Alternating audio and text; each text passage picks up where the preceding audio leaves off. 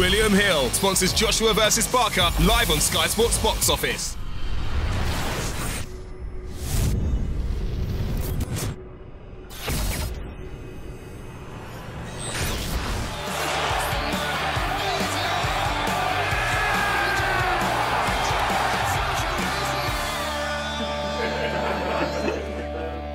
That's how boxing should be.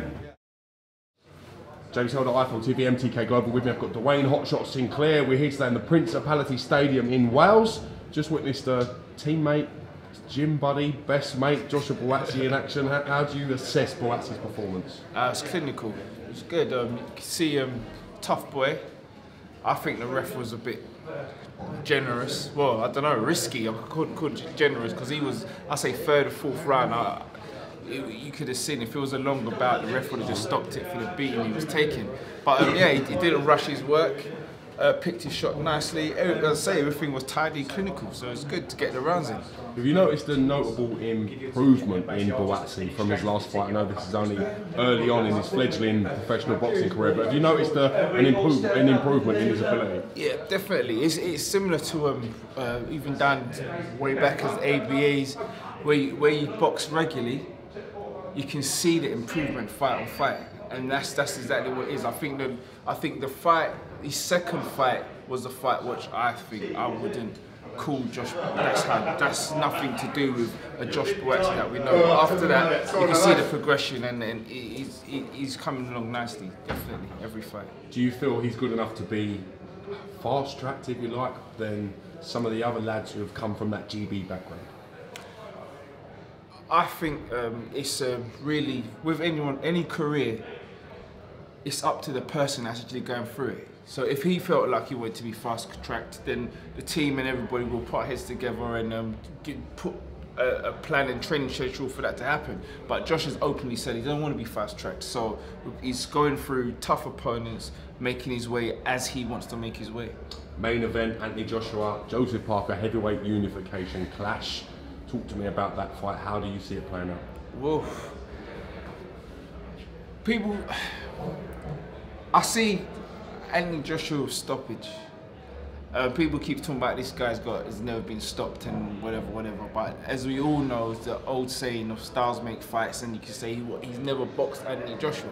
I think looking at the last two performances of each fighter, that'll be Takam and Andy Ruiz for Parker. Right.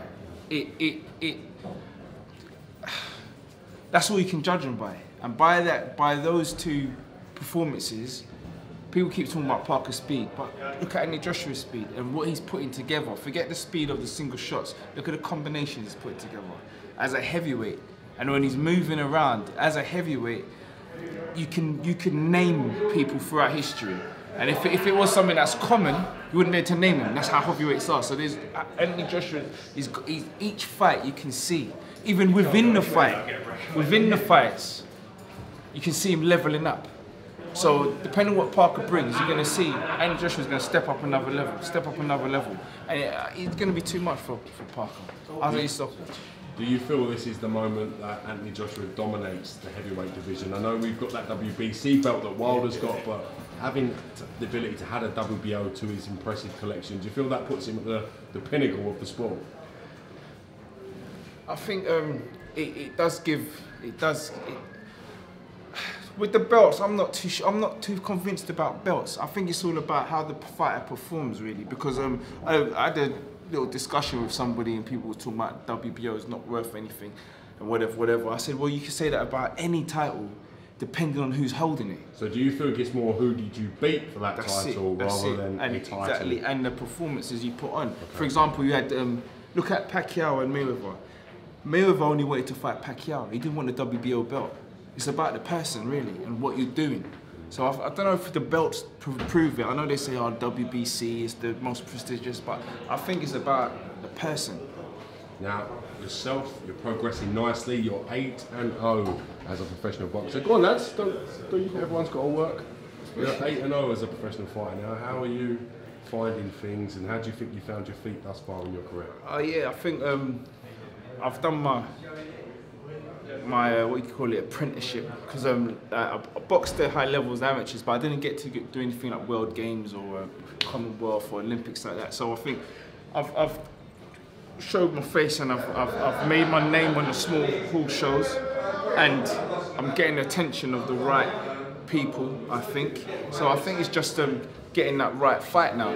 I think the journeyman route, I think I'm above that now. And as I said, I don't know if you remember in the interview we had just before Josh's last fight, I said it's going to get to a point I'm going to start calling names. So my manager's working diligently to get in a name for me, so I can show that it's not just somebody that just wants to try out boxing.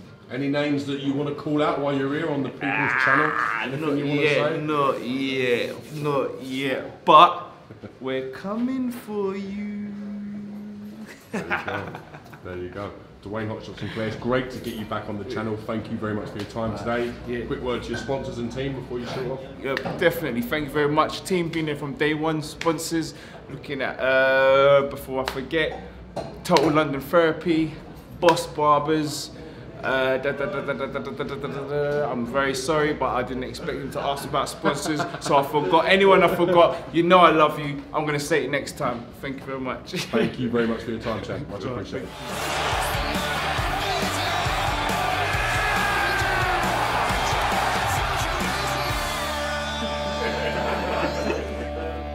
That's how boxing should be.